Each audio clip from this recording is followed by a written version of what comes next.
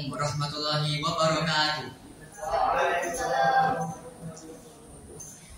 Perkenalkan, nama saya Yusuf Hafiz Putra Ramadan, perwakilan dari kelas 9C. Akan menceritakan kisah tentang Raja Abraha dan burung ababil. Raja Abraha merupakan seorang gubernur dari Yaman yang berambisi untuk bangun sebuah gereja yang megah di sana yang bernama Gereja Al-Qudus. Harapannya, gereja ini nantinya akan menjadi tempat ibadah terbesar di Arab, menyanyi Ka'bah di Mekah. Sementara itu, Ka'bah tampak ramai dikunjungi banyak orang. Hal itu dikarenakan tempat itu menjadi pusat keagamaan sekaligus destinasi utama bagi umat Islam. Tidak heran bahwa banyak para pedagang menjajakan barang-barang dagangannya di situ. Karena hal itu membuat Raja Abraha sangat kesal. Mengapa Ka'bah yang hanya kotak seperti ini bisa banyak dikunjungi banyak orang, sedangkan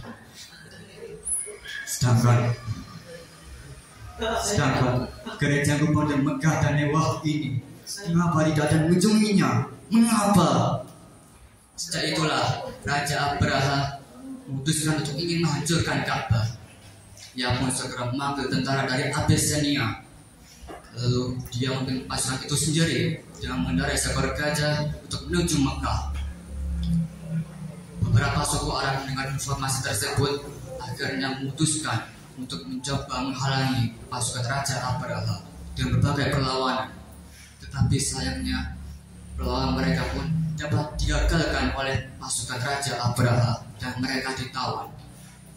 Setelah perlawanan tersebut, Raja Abraha melanjutkan perjalanannya hingga tiba di Moghamis untuk mendirikan tenda tempat penyagaan pasukannya. Kemudian Raja Abraha mengutus Aswad bin Maksud. Wahai Aswad, pergilah ke Mekah dan rampaslah harta kekayaan orang-orang Quraisy itu.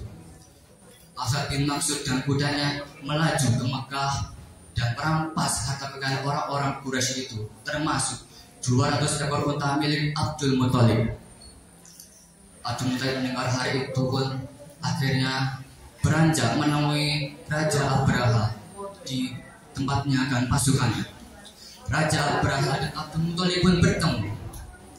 Raja Abraha bertanya dengan congkak, "Wahai Abdul Muthalib, apa yang membuat Anda datang kemari?" Abdul Muthalib pun menjawab, "Wahai Raja Abraha, kembalikan 200 ekor unta milikku yang telah dirampas oleh pasukanmu itu." Raja Abraha pun terheran.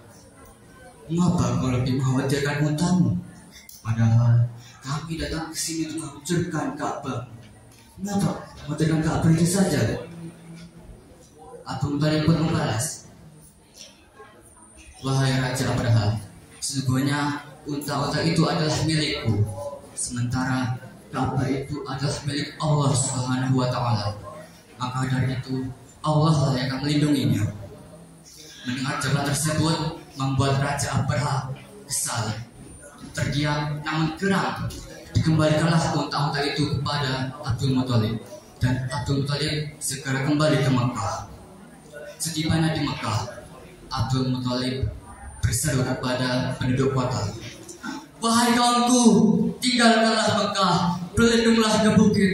Sungguh, aku melihat pasukan Raja Abraha yang besar, kuat dan selalu kita lawan." Penduduk kota pun berhamburan. Mereka membereskan barang-barang mereka dan berbondong-bondong melarikan diri meninggalkan kota hingga kota itu sepi kosong. Namun Abdul Muthalib masih berada di depan Ka'bah dan mengadahkan kedua tangannya. "Ya Allah, lindungilah rumahmu ini, karena kami lebih dari kami. Amin." Setelah berdoa, Abdul Muthalib kembali meninggalkan kota Mekah. Di sisi lain, pasukan Raja Abraha bergegas menuju Mekah. Hentakan kaki gajah-gajah itu membuat penduduk kota Mekah itu jadi merinding. ketika hendak masuk ke kota Makkah, pasukan gajah malah terhenti. Gajah-gajah itu enggan melangkahkan kakinya masuk ke kota Makkah. Raja Abraha memerintahkan pasukannya untuk mencambuk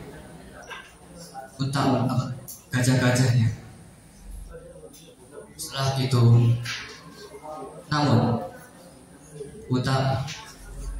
gajah-gajah itu tidak mau melangkahkan, percuma, dan Raja Abraha pun bingung, kesal. Tiba-tiba datanglah segerombolan burung-burung ababil dari angkasa, membawa batu-batu panas dari neraka. Mereka berputar-putar mengelilingi pasukan Raja Abraha, dan batu-batu itu pun dilemparkan ke arah pasukan Raja Abraha, hingga badan-badan pasukan Raja Abraha hancur lebur, binasa semuanya.